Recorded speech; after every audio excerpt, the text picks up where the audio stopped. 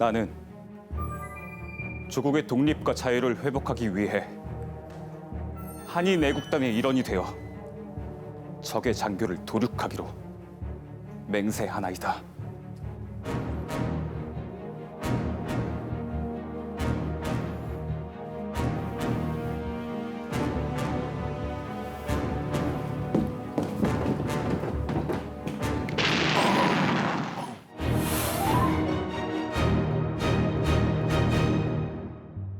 네, 역사 저널 그날 오늘은 이봉창, 윤봉길 의사 이야기로 함께하겠습니다.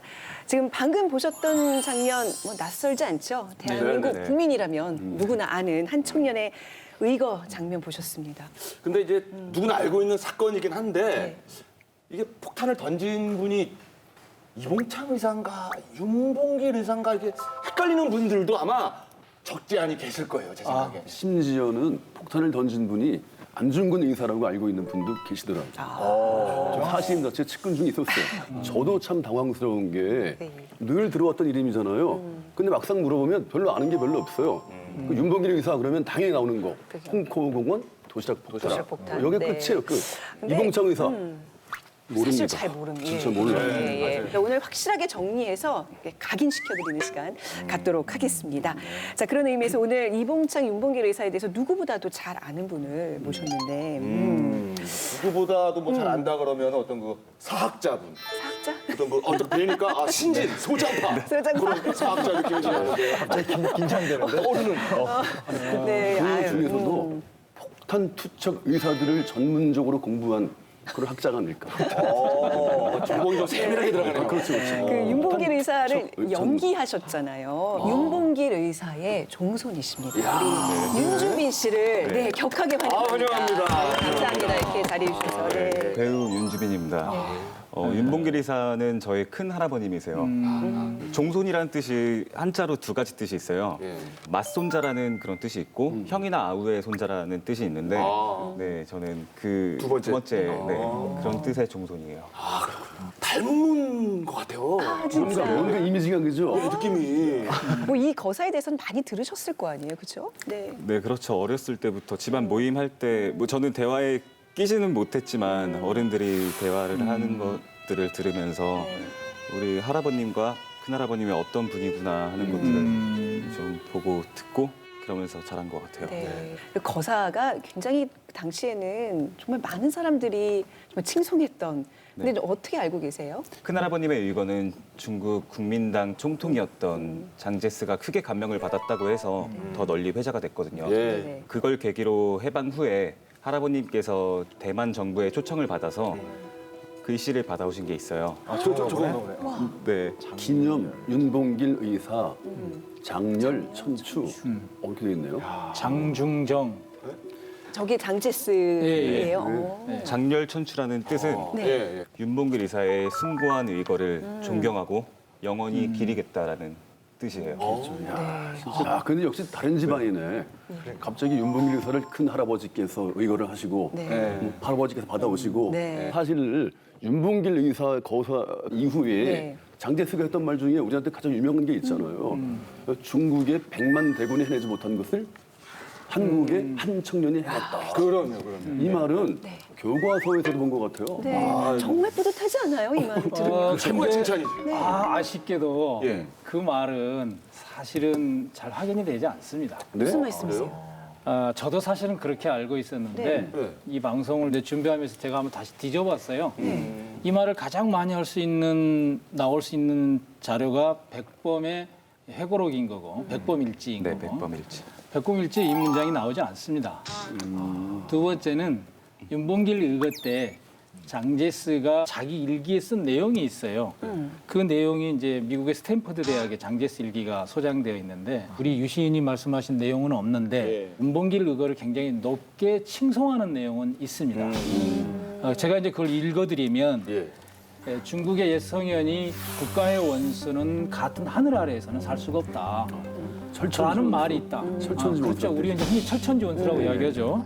그러면서 무력을 남용해서 침략하기를 좋아하는 자들이 깨달을 수 있는 기회였으면 좋겠다라는 문장이 있습니다. 그 말인 즉슨 윤봉길 의사가 드디어 침략자들에게 한 방 먹였다. 그렇죠. 일본 이쯤 되면 좀 반성해야 되는 거 아니냐. 아, 근데 이 말도 참 좋은 말이긴 한데 그 일당 100만 이 말이 참 와닿거든요, 사실은. 단순 명쾌하죠. 저는 왠지 이 얘기를 했을 것 같아요. 다들 믿어요. 굳게 믿습니다. 그죠? 자, 그럼 오늘은 또 특히 이제 윤주빈 배우가 나오셨으니까 뭐 교과서나 위인전에서는 만날 수 없었던 좀 깊은 이야기를 오늘 나눌 수 있을 것 같습니다. 덕분에. 독립운동가 윤봉길 이사의 모습은 물론 네. 한 인간으로서의 윤봉길 이사의 다양한 면모에 대해서 말씀드리고 싶어요. 네, 그래요. 우리 청년 윤봉길, 인간 윤봉길 의사에 대해서 좀 얘기 좀 깊이 나눠봅시다. 근데 네.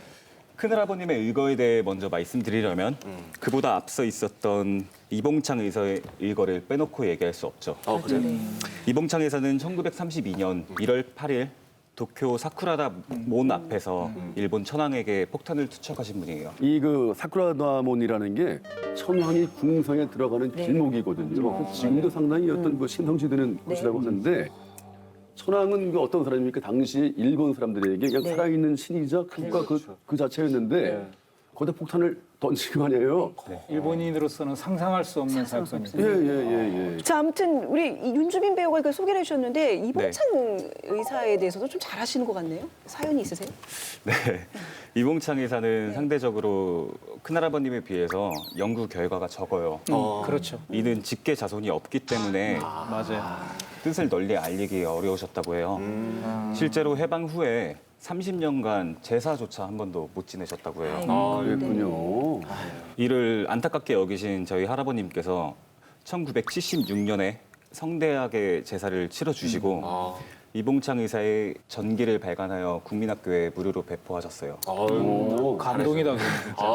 진짜 멋져요. 윤봉길 의사 댁에서 이봉창 의사를 이렇게 챙기시는 거네요. 그래서 너무 그러니까 자손이 없는 독립운동가들에 관해서 굉장히 안타까워하셨어요. 좋은 일 하시는 국가가 마땅히 해야 할 일인데. 네, 글쎄. 가족 모임 할 때 네. 아무래도 이봉창 의사에 관한 네네. 얘기들도 많이 어른들이 나누세요. 네. 그래서 저는 제 동갑내기 또래들에 비해서 네. 아주 조금 더 아는 정도예요. 그나저나 네.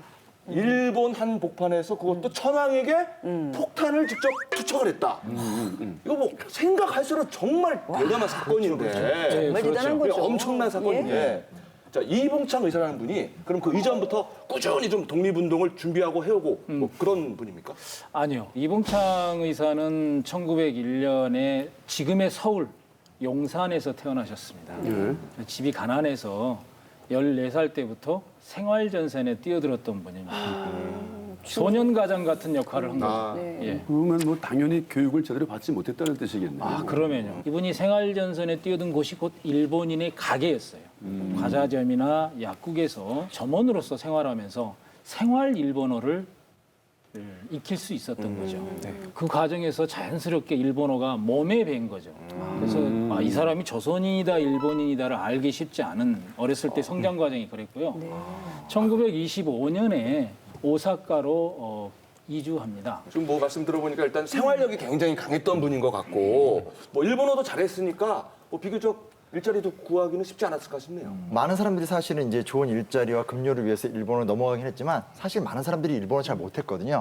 이봉창 같은 경우는 이제 굉장히 일어를 또 잘하고 있고 하는 어떤 장점이 있었기 때문에 처음부터 또 좋은 가스회사 같은 데 취직을 했었고요. 그리고 심지어 무슨 일까지 있었냐면 일본어도 너무 잘하고 뭐 일도 잘하고 하니까 아예 이쪽 일본 회사에서 얘는 일본인이구나 라고 생각해서 일본인 급여 기준으로 이제 급료를 줬던 적도 있습니다. 저 기준이 달랐어요. 조선 노동자가 그랬겠죠? 받는 거. 조선인하고 일본인하고 임금 격차는 기본 전제였습니다. 대놓고. 예, 대놓고 그랬습니다. 그럼 그런 부분에 있어서는 좀 이봉창 의사가 이건 좀 불공평하다 하면서 좀 울컥했을 것 같은데. 전혀 그렇지 않았습니다. 그럼 뭔 뜻이에요? 그냥 뭐 내가 조선인으로서 식민지 백성으로서 일본인과 차별받는 거 당연하지 않냐. 그리고 조금 더 나아가서 이왕 이렇게 된 김에 더 열심히 일해서 일본인들한테 사랑받는 일본인처럼 보여야지 이런 사실 마음을 가졌었고 마음을 가진 정도만이 아니라 본인을 뭐라고 표방했냐 신일본인 일본 속의 조선인 조선인인데 일본인 나는 어떤 이런 정체성을 잘 만들어 가겠다라고 정말로 생각을 했습니다. 아니 그냥 일본인들 알고 신일본인이면 이건 그냥 신의 편을 뛰어넘는 경지하는 그럴 수 있네요. 네. 천왕 폭탄 투척도 상상 못한 일이었는데 네. 지금 살아온 생애도 사실은 제가 상상하지 못했던 그런 생애네요. 정치적인 잣대로 이봉창 의사를 이해하면 네. 의거 전에 그의 선택이나 행동을 설명할 수가 없어요. 네. 그래서 이제 신문 조서에서도 이렇게 보면 나는 일본에 와서 일본의 근대 문물을 많이 흡수하고 살아가는 모던보이와 같은 생활을 했다라고 이야기해요. 모던보이. 예. 예를 들어서 뭐 영화, 음악 좋아하고 네. 또 유학도 출입하고 술과 노름도 네. 즐기고 지극히 세속적인 삶을 살았던 사람이죠. 그러다 보니까 노동자의 월급으로 그런 삶을 즐기다 보니 빚에 쪼들릴 때도 있고 네. 심지어 일본에서 그나마 조선보다 조금 월급을 많이 받았을 건데 네. 그 돈을 저축하거나 아니면 조선에 있는 가족들에게 조금이라도 보내준다든지 이런 개념이 전혀 없는 사람이에요. 예, 예. 이건 모던 보이가 아니라 우리가 전에 말했던 못된 보이의 모델 같은 분이잖아요. 네? 우리가 놓친 게 하나 있는 게 이봉창은 그렇다고 해서 누구에게 행패를 부리거나 남한테 해코지를 한 적이 없어요. 어떻게 보면 굉장히 순수한 사람이라고 볼 수도 있습니다. 네. 아니 이분 별명도 일본 영감이었다면서요. 이렇게 술 네, 취하시면 맞아요. 그렇게 계속 일본 노래만 부르시고 맞아요. 이래가지고 아유 저 일본 맞아요. 영감 뭐 이렇게 어쩌다가 이분이 독립운동을 했죠? 교수님께서 계속 어떻게 해서라도 이봉창 의사를 지켜주려고 막 진땀 흘리고 계시는데 조금 더 충격적인 사건이 있습니다. 오사카랑 교토 가깝잖아요. 이제 교토에서 새 천황의 집이랍니다. 네. 아, 그 즐기시고 가봐야 되겠다. 내가 꼭. 근데 이렇게 생각하면 뭐 그냥 뭐 천황이 바뀌니까 큰 잔치 열렸네 한번 봐야지 이런 게 아니라 내가 신일본인으로서 우리 식민지의 어떤 수장의 즉위식을 내가 가서 꼭 한번 백성된 도리로서 봐야 되지 않을까 이런 마인드로 찾아가게 됩니다. 그건 돌릴 수 없는 수준 아닌가요? 아니 아까 적진의 심장을 향해 막 돌진했던 그런 그분이 아니셨네 예전에는. 근데 네. 바로 이때 운명적인 사건 하나를 딱 부딪히게 됩니다. 이게 천황의 즉위식이니까 일제의 어떤 경계가 삼엄할 수밖에 없죠. 그래서 이제 좀 약간 좀 이렇게 불량해 보이거나 위험해 보이거나 수상해 보이는 사람들 막 체포를 합니다. 근데 그 중에 걸려요. 그러니까 품에 이제 고향에서 왔던 편지, 한글이 써 있던 편지를 갖고 있었는데 수상한 문서다라고 이제 판단한 거죠. 검문한테 잡힙니다. 잡히는데 뭐 혼자 잡힌 게 아니고 많이 잡혔고 또 주변에 보니까 일본인들 같은 건 당일날 저녁에 막 풀려납니다. 그러니까 에이 뭐 나도 뭐 쉽게 풀려나겠지 했는데 무려 9일 만에 풀려납니다. 9일간 조선인이라는 이유로 잡혀 있었던 거죠. 신일본으로서 천황을 보러 간 것이지만 근데 일본인이 보기에는 이 사람은 그냥 조선인이다. 이런 걸 보여주는 일화죠. 직장을 무려 9일씩이나 무단 결근하면 잘리는 거 아닙니까? 그러니까. 해고당한 건 아닌데요. 전과 같은 생활은 할 수 없었던 것 같아요. 동료들 사이에서 사상적으로 문제가 있을 거라면서 수근거리고 따돌렸다고요. 그리고 급료도 감봉됐고요. 근데 지금 저 얘기를 들어보니까 이게 반전의 계기가 됐을 것 같아요. 드디어 식민지 청년으로서의 민족적 각성이 이루어지지 않았을까? 각성, 네. 근데 비로소 독립운동을 꿈꾸게 되지 않았을까? 그쵸. 이쯤 되면 억울해서라도 그렇게 될 것 같아요. 뭐 내면이 어땠는지 사실 정확히 알 수는 없지만 당시 행동으로 보게 되면 유근신님과 이윤석 씨의 기대에 완전 반대입니다. 전혀 아닙니다. 그게 아니라 그래? 안 되겠어. 이 정도는 안 되나 보지? 나 진짜 일본인이 될 거야. 그래? 잠깐만요. 아니, 말이 됩니까? 아니 이게 정상적인 반이 아니죠, 이거는. 진짜 그랬다고요? 진짜 노력이 부족해서 좀 더 해야겠다. 어떻게 하겠다는 거예요? 왜냐하면 1929년에 비누 상점에 취직을 하는데 이때는 아예 기노시타 쇼조라는 이름으로 취업을 합니다. 그 이후에 도쿄로 또 이주해서 일할 때도 아니, 일단 비누 상점도 뭔가 세탁 느낌이 나네. 지우겠다. 신분 세탁했어. 지우겠어. 신분 세탁하고 입으로 지금 비무상점을 선택했다라는 게. 오죽하면 이런 얘기를 하겠습니까? 새로운 칠이다. 기대를 좀 저버리니까 속이 상해가지고. 아니, 난 정말 깜짝 놀랐어. 어떻게 그런 상황 내에서 그런 결심을 할 수 있는 건지. 아니 비누 상점에서는 기노시타 쇼조였고요. 나중에 도쿄로 이주할 때는 마스이 가죠. 그러니까 이제 자신을 못 알아보는 새로운 곳 가서 더 철저하게 일본인으로 살아보겠다. 맞아요. 네, 그거네요. 맞아요. 그래서 더 철저하게 일본인이 네. 되고자 한국인들과 완전히 교류를 끊었다고 해요. 일본으로 데리고 온 유일한 혈육인 여자 조카를 단 한 번도 찾아가지 않았다고요. 너무 진짜 너무하다. 혈연의 전까지 끊었네요. 네, 조선인들이 괴롭힘을 당하는 걸 보면은 그냥 아무런 반응도 없이 도와주지도 않고 그냥 전부 외면하면서 지나갔다고요. 내 일이 아니다. 근데 이 양반이 근데 사실은 좀 비겁한 거 아니에요? 일본말이 그렇게 유창하면 좀 그 일본말로 좀 도와주고 그러면 훨씬 더 쉽게 문제 해결됐을 텐데 그걸 우리가 모른 척했다는 거 아니에요? 거기에 제가 볼 때는 이봉창 삶의 반전이 있는 것 같아요.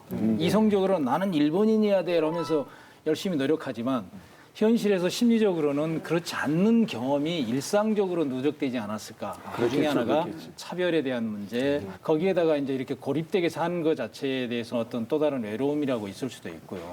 그래서 제 생각에는 오히려 그런 과정에서 나름대로 고민과 번뇌가 있지 않았을까. 앞서도 말씀드린 거지만 이봉창은 순수한 사람이에요. 순수한 사람이기 때문에 그런 갈등에 대해서 우리가 오늘날 표현을 하면 반전이 일어나는 거죠. 그게 뭐냐? 아, 나는 한국인이다. 이제는 일본 이름을 쓰지 않고 이봉창이란 이름을 써야겠다. 이렇게 결심을 하고 그래서 나는 한국인으로서 이제부터 무엇을 하고 살아야 될 것이냐 고민을 하게 되는 거고 그랬을 때 내가 이제는 독립운동을 위해서 노력을 해봐야겠다. 그래서 중국을 가려고 선택을 하는 거죠. 정말 이렇게 집 나간 아버지 다시 돌아오신 것처럼 너무 반갑네요. 그죠? 마음 다 잡아주셔서 정말 감사합니다. 우리 너무 늦게 이봉창 이사님. 들어오셔가지고 많이 당황했어요 저희가. 당시 이봉창 이사는 조국이 독립하지 않으면 우리 민족에게 행복은 없을 것이라는 거를 본인이 몸소 느낀 것 같아요. 그렇네요. 그래서 상하이로 가십니다. 네. 31년 1월 달에 상하이에 도착을 하세요. 하셔서 곧바로 임시정부가 있는 청사로 가서 김구 선생을 만나는데 네. 속에 편지도 없어. 네. 누구를 안다고 말하지도 않아. 근데 말이나 행동을 보면 일본풍이 강해. 일본 그러면 영감이야. 이거 밀정 아니야? 뭐 이렇게 의심하는 거죠. 이렇게 만남을 하실 때 다 조사를 하셨대요. 그 조선에서 어떠한 일들을 하고 오셨나. 그랬는데 아무런 자료가 없으니까 이렇게 의심될 만하죠. 이봉창을 계속 눈여겨보는데 이 친구는 그것에 아랑곳하지 않고 계속 찾아와서 술도 마시고 대화도 하고 우리말로 하면 넉살이 좋다고. 집성이 좋으신 예, 분이야. 예. 보니까. 네. 그래서 이제 시중에 여러 이야기를 하게 돼요. 김구 선생님을 만났을 때 그리고 임시정부 요인들을 만났을 때 하신 말씀이 있어요. 왜 당신들은 일왕을 죽이지 못하는가? 그건 아주 쉬운 일이다. 이런 말씀을 하셨어요. 허무맹랑한 얘기잖아요. 당시 기준에서는. 그러니까 이봉창 의사는 자신이 도쿄에 있을 때 천황이 자기 바로 눈앞에 지나간 적이 있었다고. 그때 총이나 칼이 있었다면은 자기가 큰 일을 해냈을 거라고 그렇게 말을 했대요. 그런데 지금 이 사람들은 이봉창 의사를 밀정으로 지금 의심하고 있는데 그런 얘기를 들으면 자존심도 상할 뿐더러 이 적적분당 무리한 사람이 있을 것 같아요. 그렇죠. 더 의심이 갈 수도 있죠. 누구나 다 이렇게 상식적으로 야, 쟤 좀 너무 오버하는 거 아니야? 뭐 이렇게 이야기할 수 있는데 그런 경무국장으로서 이렇게 오랜 그 활동을 해왔던 김구의 감각에서는 노련하시죠. 기가 반쯤 뜨인 거예요. 이거 뭔가 있다. 네. 그때부터 오히려 이봉창 의사와 진지한 대화를 해나가는 거죠. 그래서 이봉창의 말을 믿어주기도 하고 그때 이봉창이 김구에게 했던 말이 제 나이 지금 31살입니다. 앞으로 지금까지 살았던 것보다 더 재미있는 일은 없을 것 같습니다. 인생에서 목적이 쾌락이 있다면 저는 쾌락이라는 것을 대강 맛을 봤습니다. 영원한 쾌락을 위해서 독립운동에 몸을 바칠 생각으로 상하이에 왔습니다. 이거 감동이었는데. 아니 31살에 이런 어떻게 보면 약간 좀 득도를 하신 거잖아요. 이게 가능할까요? 지금 우리 윤주빈 배우와 제가 알기로는 딱 그 나이에 31살. 네. 어떠세요? 그 31살 청년의 그 생각에는 이 말이 어떻게 다가오는지. 저도 네. 20대는 어떻게 살아야 할 것인가를 잘 몰랐었던 것 같아요. 그러면서 일련의 과정들을 거치면서 올해 제 나이가 31가 됐는데 조금 내적으로 많이 단단해지고 있는 것 같아요. 나는 어떻게 살 것인가, 나는 누구인가에 관해서도 고민을 많이 하게 되고 저는 이봉창 이사님의 말씀 뭔지 알 것 같아요. 31살이면 진짜 저는 그 2002년이거든요. 쾌락이라고는 이제 월드컵 시청하는 쾌락밖에 없었는데. 근데 그러고 보면 그 김광석의 30즈음에 뭐 이런 노래도 있고 이립 이런 말도 있잖아요. 30이라는 나이가 뭔가 전환점이 되는 나이가 아닌가라는 생각이 좀 들기도 하고 그 개인적인 쾌락보다는 나보다 더 크고 소중한 무언가에 투신하는 그런 쾌락이 아마 있을 수 있겠다라는 생각도 들긴 합니다. 자 이봉창 의사가 이제 큰 결심을 하신 거예요. 그렇죠? 그래서 어떻게 되나요 이후에는? 김구 선생이 이걸 딱 듣는 순간 알겠다. 그러고 나서부터 전차 착착 준비를 진행합니다. 그게 두 가지인데요. 하나는 폭탄을 마련하는 거. 예. 그다음에 이제 상하이에서 도쿄까지 가야 되니까 자금을 마련해야 될 거 아니에요. 그래서 폭탄 2개를 마련하고 그다음에 이제 자금으로 하하이 애국단으로부터 $1,000를 지원을 받도록 굉장히 노력을 큰 하죠. 돈이죠. 그래서 그런 거예요. 굉장히 큰 돈이에요. 그 굉장히 당시에 큰 돈이에요. $1,000면 엄청 네. 큰 돈입니다. 이봉창 의사께서는 거사 전날 밤 단 한숨도 못 주무셨다고요. 왜 그랬을까요? 그 당연한 거 아니에요? 죽으러 가는데 죽으러 가는데. 당연히 뭐 무섭고 두렵고 인지상정이죠. 아니요, 감격했기 때문이래요. 감격. 김구 선생님께서 자신에게 선뜻 거사 자금을 내준 것에 대해서 감격했기 때문이래요. 임시정부 요인들은 당시 끼니도 입기 어려운 상태였고 김구 선생님께서도 낡은 누더기 옷을 입고 계셨다고요. 자신이 만약에 이 돈을 들고 도망간다면 이 사람들은 어떻게 할 것인가. 자신을 그렇게 믿어주고 따뜻하게 맞이해준 사람은 처음이었다. 그런 생각에 감격했다고 해요. 들으면 들을수록 너무 순수하신 분이다. 그래, 진짜 순수한.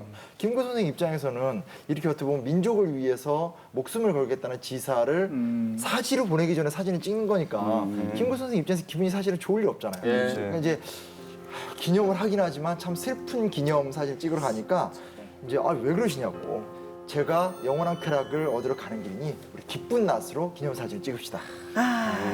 네. 그런 이봉창 의사가 12월 17일 날 상하이에서 배를 타고 22일 아침에 도쿄에 도착합니다. 그러고 나서 김구 선생에게 암호를 보내는데 상품은 1월 8일에 꼭 팔아버리겠으니 안심하소서라는 암호문을 보냅니다. 그 암호의 뜻은 거사가 1월 8일이다. 그렇게 해내겠다. 뭐 이런 뜻이겠죠. 네네네네. 그래서 이제 사실은 1월 8일 날 아침에 그 천황이 지나가는 길목을 예상하고 시내로 들어갔는데 경찰이 쫙 깔려 있을 거 아닙니까? 그럼 검문을 뚫고 2개의 폭탄을 가지고 하나는 천황을 죽이고 하나는 본인이 자살하기 위해서 행사장으로 향해서 걸어갑니다. 공교롭지 않아요? 한때는 천황을 위해서 살 수도 있고 죽을 수도 있었던 사람이었는데 이제는 천황을 죽이고 나도 죽겠다라는 거 아니에요? 그런 거죠. 예. 본인이 하신 말을 지킨 것 같아요. 왜 당신들은 이랑을 죽이지 못하는가. 그 말이 허세가 아니었다.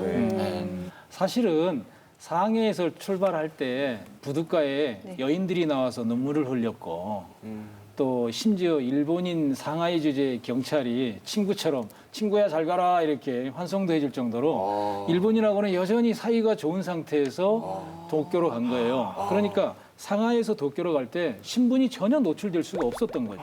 철저하게 계획된 건 당연히 아니겠죠? 자신을 위장했어요. 그건 사실은 상하이에서부터 자신을 위장한 거였어요. 위장한 거였는데 그렇게 해서 이제 검문을 검색을 뚫고 가다가 그래도 한번 좀 보여달라 그러면 헌병 조장의 명함을 보여주면서 검문을 통과하기도 하고 그래서 마침내 네. 그 경시청 앞에 있는 천황이 지나가는 행사장 앞에 도착을 하게 됩니다.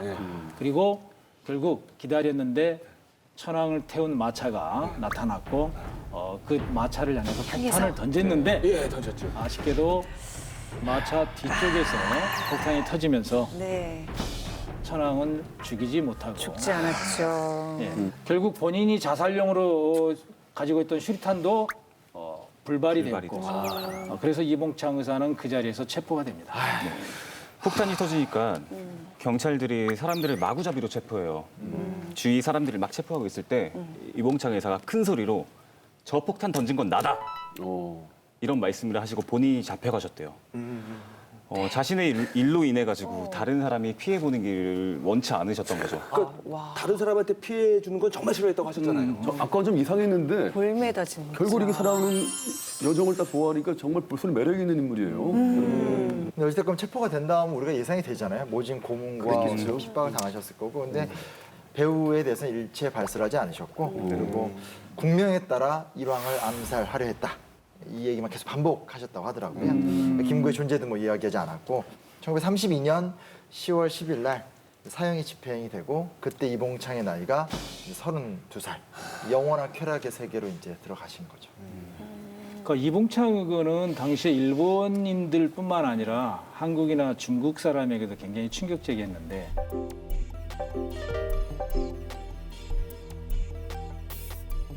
신문이 대서특필하는 타이틀 기사가 한인 이봉창 저격 일황 불행 부중이라는 타이틀로 나타나요.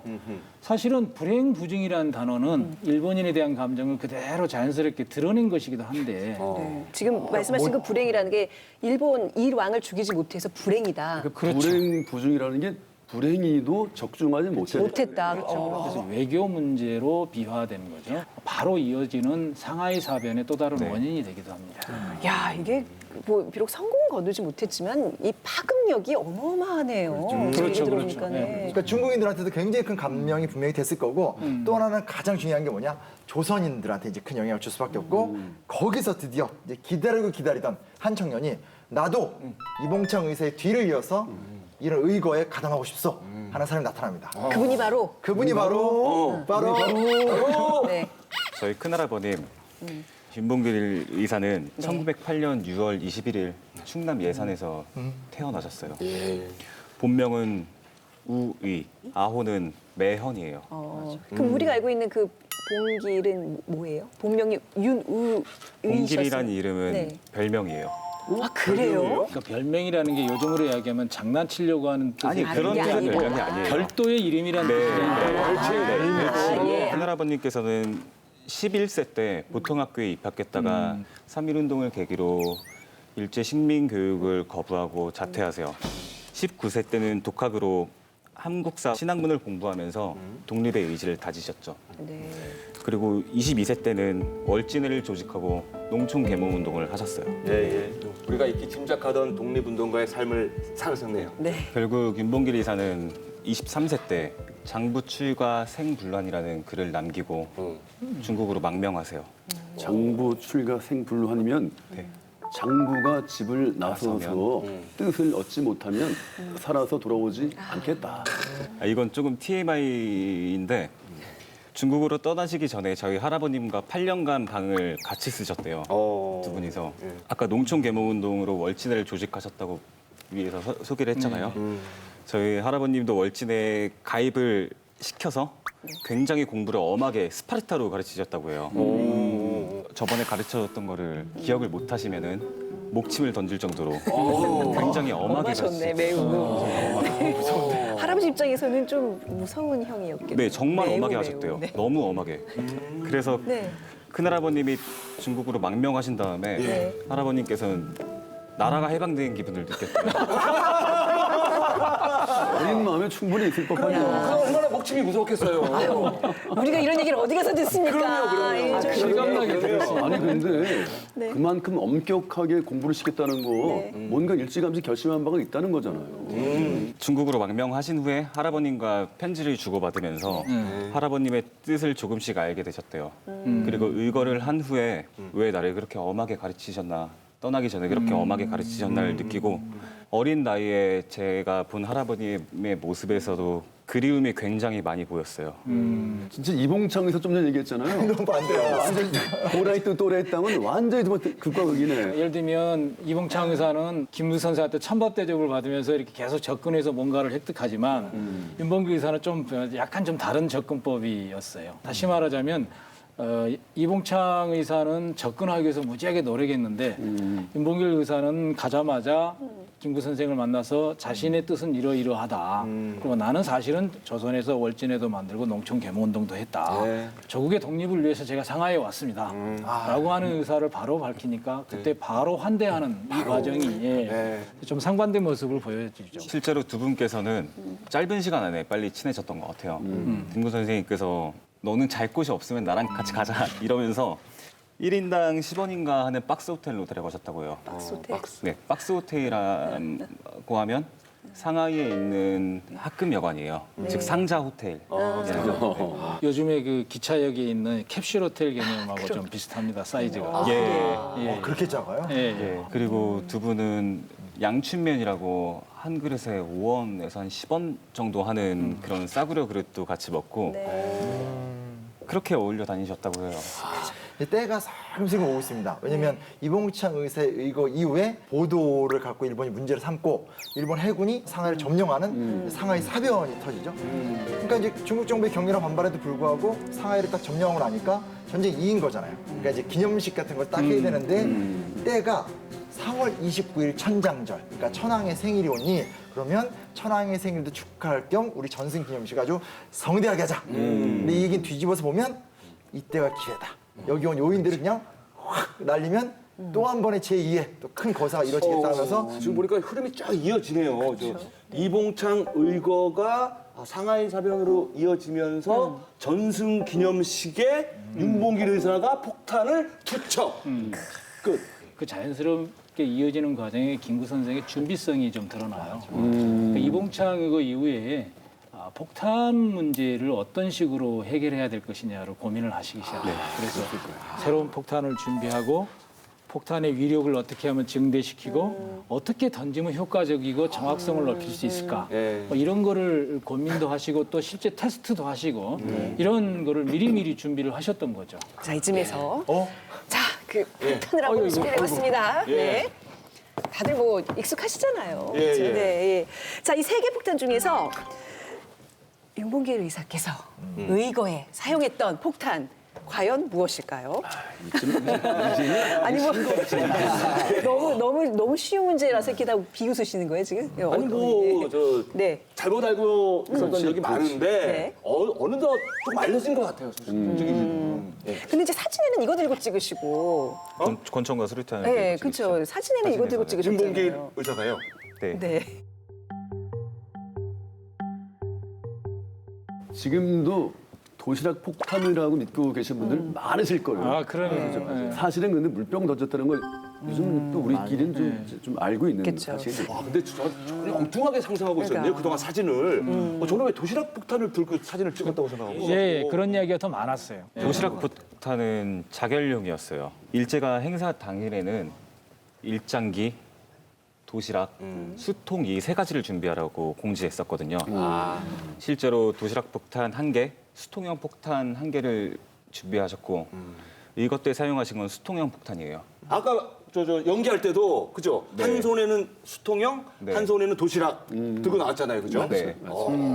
자, 모든 준비가 이제 다 끝났습니다. 네. 거사 당일로 가봅니다. 나는 일본인처럼 꾸미고 경비가 허술한 이른 새벽 홍커우 공원 천장절 축하장에 입장했다. 기다림의 시간이 천년처럼 길게 느껴졌다. 9시 드디어 행사가 시작됐다. 날씨가 심상치 않다. 개회사가 끝난 뒤 폭우가 쏟아지기 시작했다.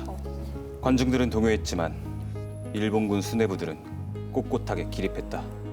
11시 30분 일본 국가가 울려 퍼졌다. 노래가 끝나는 순간 나는 어깨에 메고 있던 폭탄을 벗어 단상의 시라가와 대장과 우에다 중장을 향해 투척했다. 사람도 엄청 많아. 지금 그 거사 당일의 실제 영상을 터진 이후에 한 55초 정도 된 영상. 네.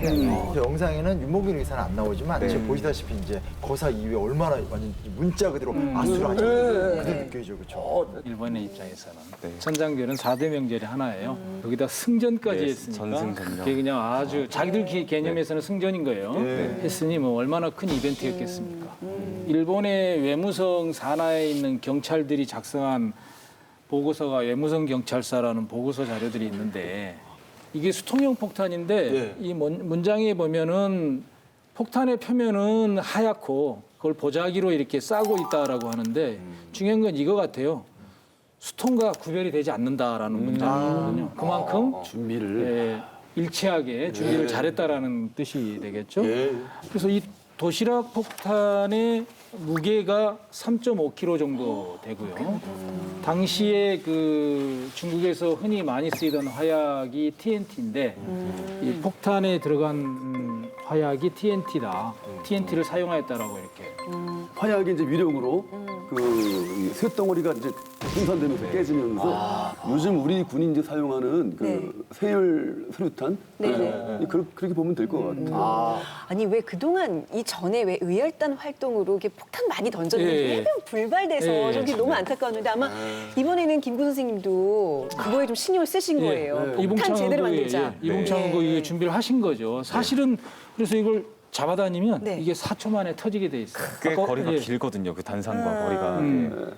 네. 그러니까 상식적으로 굉장히, 아마 단선과 거리가 기니까 제가 생각할 때는 수통형 폭탄을 던지는 게 원거리에 던질 때는 이게 초청형이었을 것 같고 그런데 정확도라는 측면에서 보게 되면 윤봉길 의사가 상당히 영리했던 분이 아니신가라고 생각이 되죠. 겉으로 보면 도시락 수통인데 바로 나와요. 그래서 남들이 뚜껑을 열 때는 물 마시려고 여는구나라고 하는 거고 그래서 이거를 빼자마자 던지는 거죠. 예, 그래서 굉장히 멀리 날아갈 수 있도록 던졌던 건데 이거는 단상에 던지는 거고 이거는 본인의 자살용으로 준비한 게 도시락 폭탄은 자살용이었다라고 볼 수 있는 거고. 짜자잔.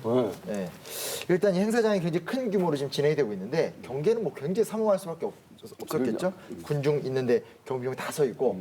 근데 행사장에 두 개가 못 들어옵니다. 첫째, 자동차 진입 금지. 두 번째, 중국인 진입 금지. 그러니까 정말 그들만을 위한 행사였던 거고요. 근데 무서운 게 뭐냐? 육군 기관총 부대, 기병대, 보병대, 야포부대 총 한 6천여 명 정도. 그리고 해군 장갑차 부대, 구부대 약 3천여 명. 거기에다가 헌병대 약 1,000여 명. 핵심 요인들이 오니까 엄중하게 이제 감시를 하고 있었던 상황이었던 거죠. 거기서 그냥 여기 나오듯이 윤봉길 의사가 싹 나오면서 네. 탁 던져서 정확하게 단상에서 빡! 지금 저 군인들이 한 10,000명 있는 거 아니에요? 10,000명. 그렇죠, 그렇죠. 그 어떻게 보면 호랑이 소굴인데 그렇죠. 그 안에서 그냥 담대하게 이걸 집어 던진 건데 그러니까. 그냥 허수아비를 만들었네요. 이 10,000명의 군인들. 대단한 거다. 들으면 들을수록. 예. 그 원거리에서 저렇게 폭탄을 정확하게 단상에 그것도 상하이 이 박연군 사령관인 시라카를 타겟으로 삼고 정확하게 던진 것은 그분의 집중력이라고 볼 수 있는데 시라카와 대장은 현장에서 중상을 입고 5월 달에 사망을 하고요. 다음에 이제 일본인 거류민단장이었던 가와바타라는 사람은 현장에서 직사를 합니다. 그리고 시게미스라는 중국 주재 일본 공사도 한쪽 다리가 절단나고 노무라라고 하는 일본 해군 제13함대 사령관은 중상을 입죠. 산중 눈을 실명합니다. 네. 근데 그쯤 되면 진짜 들어보니까 한국과 중국을 침략했던 일본의 그 군부의 수뇌부들이 지금 일거에 지금 선멸된 거잖아요. 예. 그렇죠. 지금 저기 그 중상자 중에 시게미스라는 사람은 사실은 1945년 일본 천황이 항복한 이후에 연합군과 일본군 간의 공식 항복식이 동경만에서 열립니다. 그때 일본의 항복 사절단의 공식 대표였어요. 당시에 일본 외상이었습니다. That ceremony conducted topside in the shadow of the battleship's number 2 16-inch gun turret. The fate of Japan was sealed. On behalf of Emperor Hirohito, Foreign Minister Mamoru Shigemitsu, 아까 다리가 절단됐다고 예, 그 그러셨는데 목발을 짚고 오는 사람이 저 맞아요. 시게미스예요. 네. 야, 근데 진짜 위대한 거사네요. 윤봉길 의사가 얼마나 결연한 사람이었냐라는 것을 알 수 있는 에피소드가 하나 있는데 윤 의사가 이제 떠나기 전에 김구 선생님에게 자신의 시계를 전해주시면서 이렇게 말씀하십니다. 이 시계는 어제 제가 6원 주고 샀는데 선생님 시계는 2원짜리입니다. 저는 앞으로 1시간이면 이 시계를 쓸 수가 없는데 저하고 바꾸시죠. 아주 의연한 결기를 보여주는 아주 유명한 에피소드잖아요. 그때 헤어지시면서 김구 선생님께서 후일 우리 지하에서 만납시다 이런 말씀을 남기시거든요. 근데 두 분 다 어느 것 하나 허투루 생각하지 않으셨던 것 같아요. 두 시계는 지금 다 실물로 보존돼 있거든요. 남아 있어요. 윤봉길 이사님의 시계는 백범 김구 선생님의 기념관에, 네. 김구 선생님의 시계는 윤봉길 이사의 기념관에. 오, 남아있구나. 그렇게 교차돼서 그 회중 시계가 남아 있는 거예요. 예. 저 시계 얘기가 의미가 있는 게 네. 처음에는 개인의 시간을 재는 시계였다가 나중엔 한 가문의 시간을 재다가 이제는 역사를 재는 시간 그런 과정을 거쳤네요. 네, 의미가 있습니다. 해석이 대단하십니다. 진짜 감동이었어요. 아, 지금 이 시간 소중한 시간이네요. 네. 제 시간이네요. 항상 감동을 이렇게 좀 깎아먹는 마무리가 항상 있어요. 미안합니다. 맞아. 감동이 셨는데 제가. 아, 근데 그 이제 자결용으로 이제 이 도시락 폭탄을 지휘한 건데 이거는 뭐 불발된 거잖아요. 뭐 꺼내서 해보려는 시도는 있었나요? 타닥 뛰쳐나가니까 네. 앞에 경찰이 이렇게 제지하려는 거 뭐 이런 정보가 좀 있어요. 그래서 그러고 이렇게 던졌기 때문에 그쯤 되면 이제 사실 주변에서 봤겠죠. 그리고 이렇게 막 이미 터뜨리고 하니까 이 경찰이 체포할 때는 이미 윤봉길 의사가 구타를 당하고 있었던 네. 그들한테 막 맞고 있었던 상황이었으니까 자결은 뭐 시도조차 못 해보지 않았을까 정도로 추정을 하고 있는 거고요. 5월 25일 공법에 의해서 살인 및 폭발물 단속 벌칙 위반으로 해서 사형 선고를 받게 되고 일본으로 호송됩니다. 네. 1932년 12월 19일에 총살이 집행됐죠. 근데 이 시기 때 군대 내에서 총살하는 경우가 굉장히 드물었다라고 하고 유례가 없는 사건이라고 하고 일본 일부 신문에선 러일 전쟁 때 2번 있었고 이게 3번째다 뭐 이런 보도도 있었다고 하더라고요. 네. 가능한 최단기간 안에 사형을 집행했다고 해요. 윤봉길 의사의 유해는 어떻게 됐죠? 근데 이 유해는 당연히 벌어졌고 되게 모욕적이에요. 이렇게 뭐 쓰레기 쓰레기 핫지장이라고 해야 되나 이렇게 아무튼 사람들 왔다 갔다 하고 쓰레기 갖다 보관하는 그 밑에다가 그래서 뭐 일선에 이제 매일매일 밟고 다녔다라고까지 막 얘기를 할 정도로 이제 너무 고통스러운 건데 여튼 네. 박열을 비롯해서 많은 분들이 좀 힘을 모아서 봉환됐고요. 현재는 이제 효창공원에 가면 있습니다. 정말 그렇죠. 정의로운 우리의 투사들인데 사실 일본 입장에서는 이들을 이제 테러리스트화하잖아요. 그렇죠. 그쵸? 부정적으로 볼 수밖에 네. 없고 일본의 우익이나 일부 보수 세력들이 이건 테러 행위다라고 이렇게 평가를 하거든요. 근데 사실은 이제 그렇게 보는 중요한 이유는 이 사람들은 행위 자체만을 주목하는 거예요. 자기들에 대한 공격 행위만을. 그 행위 자체가 갖고 있는 역사적 맥락이나 본질적 맥락은 전혀 간과해버리는 거죠. 그래서 이제 제 생각에는 이런 부분을 볼 때 2가지 측면을 볼 필요가 있는 거예요. 첫 번째는 이 행위 자체는 독립전쟁의 연장선상이다. 김구는 독립전쟁의 일환으로 한인애국단을 결성했고 그걸 통해서 일본에게 뭔가 임팩트를 주려고 하는 행동을 선택했던 거죠. 그래서 독립전쟁 한 방법으로서 우리가 주목해야 할 필요가 있고요. 두 번째는 상하이 사변에서 일본이 중국을 침략했던 그 시점이라는 거죠. 다시 말하자면 동아시아 내지는 동북아시아의 평화를 해치고 있는 행위에 대해서 윤봉길이 행동으로 그건 아니다라고 보여준 것이다라는 것이죠. 그래서 평화를 옹호하고 침략을 반대하는 행위였다라고 볼 수 있습니다. 침략의 원흉만을 목적으로 한 거고 네. 불특정 다수를 대상으로 한 게 아닙니까? 그래서 지금 말씀하신 한인애국단이라는 건 진짜 어떤 성격을 가지고 있는 거예요? 제가 듣기는 지금 보니까 임시정부의 어떤 비밀 결사대처럼 들리는데 취지를 보면 딱 느낌이 오는 게 한 사람을 죽여서 10,000사람을 살리는 방법이 혁명수단의 근본이다. 여기 이제 핵심적인 취지를 할 수 있겠고요. 이봉창 의사를 한인애국단원 1호 보통 이렇게 얘기를 많이 설명하는데 이봉창 의사가 먼저 거사를 하니까 많은 사람들이 그 뜻을 쫓게 되면서 이제 한인애국단의 활동이 열리게 된 거죠. 그러니까 계기를 열었고 네. 그 의를 완전히 완성시킨 분이 윤봉길 의사 이렇게 보면 좋지 않을까요? 모든 독립운동에는 전부 다 나비 효과가 다 된 것 같아요. 3.1운동으로 인해서 그 후대 독립운동가들이 태어났고 이 두 분의 독립운동으로 인해서 또 그 다음 후대 독립운동가들이 영향을 받아서 그랬죠. 근데 이 애국단 활용은 정말 중요합니다. 임시정부가 멋지게 딱 시작했다가 갈등이 심해지고 일본 제국주의 질서의 전성기니까 종합적으로 봤었을 때 너무너무나 힘든 기간인데 이 물꼬를 이제 이 두 의사가 탁 터뜨려 주니까 힘이 딱 날 수밖에 없는 거죠. 그럼 거기다가 또 하나 만주사변이 일어납니다. 아시다시피 만주사변은 일본이 만주를 침략한 사건이잖아요. 조선인 보호가 만주 침략의 목적이라고 일본 스스로 밝히고 있으니까 중국인 입장에서는 니네 때문에 일본이 우리를 침략한 거 아니냐.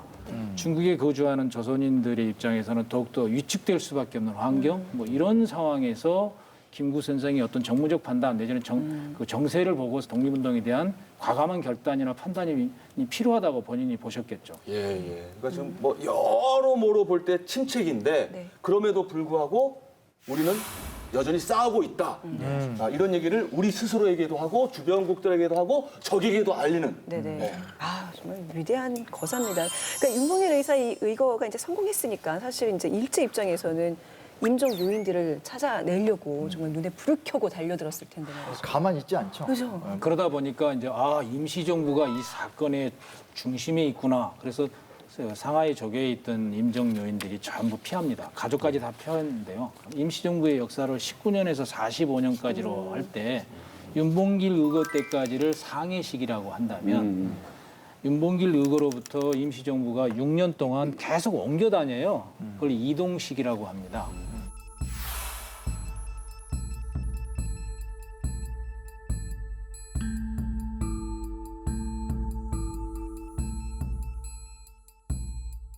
해방 때까지를 중경에 정착했으니까 충칭 시기라고 이야기하거든요. 이 이동 시기의 시작이 윤봉길 의거였다라고 보시면 되겠습니다. 임정의 풍찬 노숙의 역사가 심화되는 과정이죠. 그렇죠. 이때부터 당시 중국 정부라고 할 수 있는 국민당, 국민당의 총통이었던 장제스가 이제 임시정부를 지원하기 시작하게 됩니다. 그 결실이 이제 로양 군관학교, 옛날에 이제 낙양 군관학교라고 불렸었는데 그 학교가 또 만들어지면서 이제 드디어 독립군 양성도 막 되고 이렇게 되는 거죠. 김구 선생이 장제스를 만나서 그 군관학교에 지금은 우리가 군대를 키우는 게 아니라 장교를 육성해야 될 시점이니까 우리에게 특별히 군사교육을 시킬 수 있는 기회를 달라. 그래서 만든 게 낙양 군관학교 한인 분교거든요. 그런데 이런 수준에 있는 사람들을 바로 정규 육군사관학교에 보낼 수는 없는 거 아닙니까? 그래서 예비학교의 성격으로 한국특무대 독립군을 설치해가지고 35년에 예비학교 성격으로 해서 무장투쟁의 기반을 닦고 그때 졸업하신 분들이 나중에 한국광복군으로 이어진다고 보시겠습니다. 이렇게 연결이 되는구나. 네.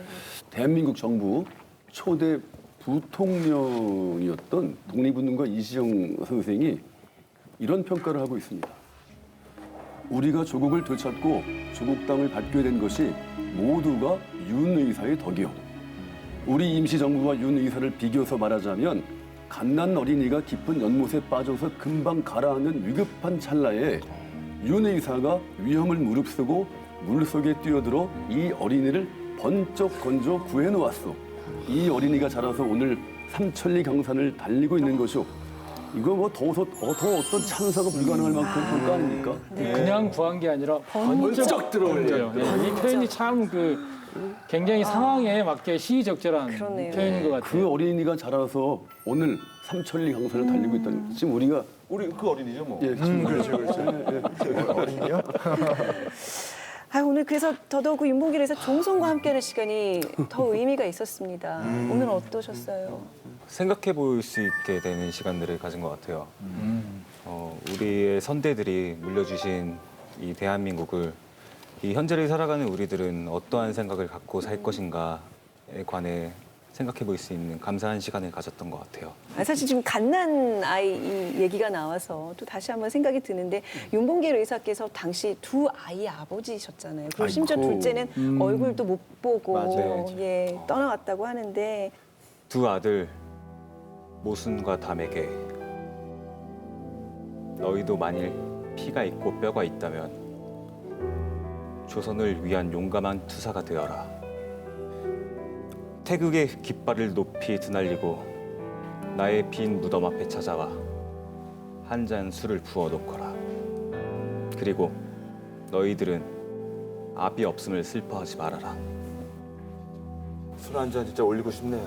이봉창 의사의 의거는 1월 8일, 그렇죠? 예, 예. 윤봉길 의사의 의거는 1932년 4월 29일. 네. 저는 오늘 꼭 달력에다가 구투 이거 이름 좀 적어놓고 싶네요. 예.